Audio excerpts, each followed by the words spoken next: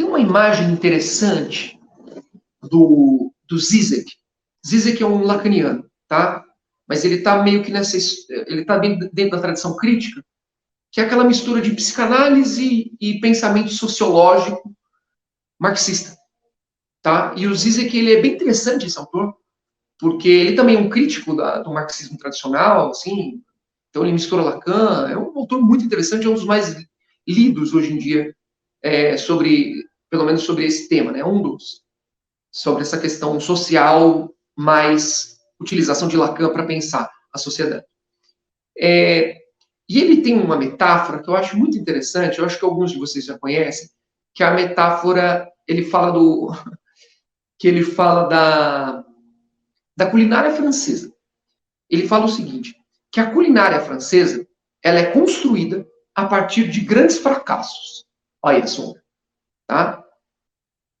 Como assim? Ele fala, por exemplo, o que é um champanhe? O champanhe nada mais é do que um vinho que fermentou demais. Passou do ponto.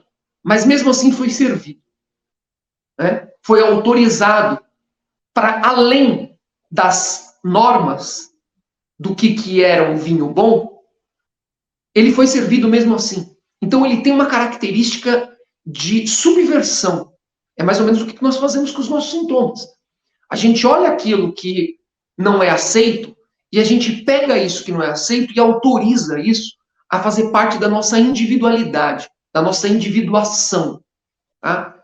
Quer dizer, fazer parte de mim, mas não mais como algo que eu tenho que reprimir, mas algo que eu permito aparecer de um certo modo. Tá? Então, pensem vocês a gorgonzola. O que é a gorgonzola se não um queijo mofado? Né? Só que, a despeito, quer dizer assim, mais ou menos numa contra-regra, numa contraposição a tudo aquilo que a Europa considerava um queijo gostoso, os queijos suíços, os queijos da Itália, né? Os queijos que vocês podem imaginar, assim, das regiões, sei lá, o Brie, né? O Brie é de onde? Bélgica? Né? Alguma coisa por ali. Para além de todas essas noções da perfeição, do que pode ser servido, um francês vai lá e serve o queijo mofado. E fala, isso é gostoso de ser comido.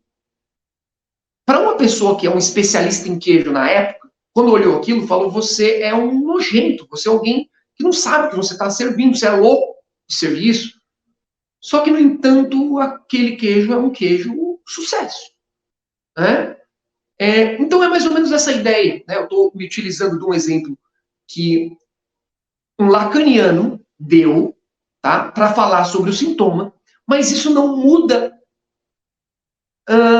Claro que vai mudar se a gente for a fundo e comparar o que é a utilização do sintoma para um lacaniano e o que é a utilização do sintoma para um junguiano, mas, no final das contas, essa ideia de olhar aquilo que não é aceito, expor e ser capaz de mostrar de alguma maneira que não seja prejudicial, que seja insustentável para mim, é o ponto.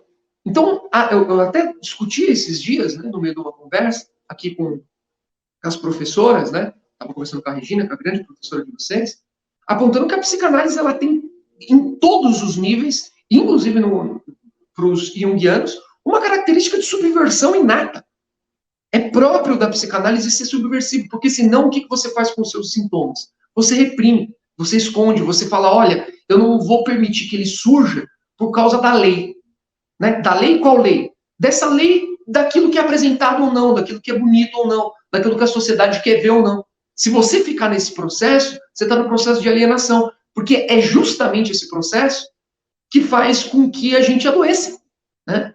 Então, essa coragem de fazer com que um sintoma ele possa aparecer, ele envolve um certo grau de perversão. O que é esse grau de perversão? É ser capaz de subverter a imagem que nós temos dentro de nós da lei. Né? Do que pode aparecer, o que não pode, o que é bonito, o que é feio, o que é do bem e o que é do mal. É preciso fazer essa releitura para que a gente possa se tornar um indivíduo e não um ego defensivo.